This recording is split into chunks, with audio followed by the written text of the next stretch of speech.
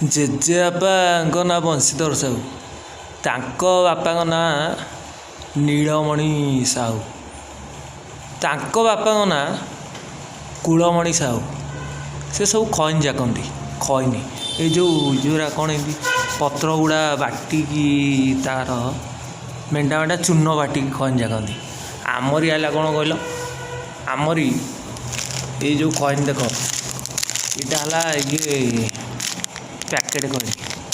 ସେ ସବୁ ଚୂନ ବଟା ଖଇନି ଜାକୁଥିଲେ, ଆମେ ଏ ପକେଟ୍ ଖଇନି ଜାକୁ। ଏଠୁ ଟିକେ ଜାକିଦେଲେ ମଜା ଆଉ ନା କ'ଣ? ଆଉ ଜାକିଛି ଯେ ସେ ଜାଣିଛି ନା ଆଉ। ଏଇଠି କି ମଜା ନା।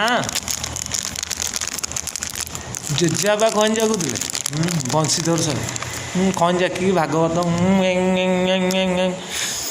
ଆଉ ବାପା ଖଇନି ଜାକନ୍ତି। ପାନ ଖାଉଥିଲେ ଆଗରୁ, ତାପରେ ଖଇନି ଜାକିଲେ ଆଉ। ମୁଁ ବି ସେଇ ଖଇନି ଜକା ଯେ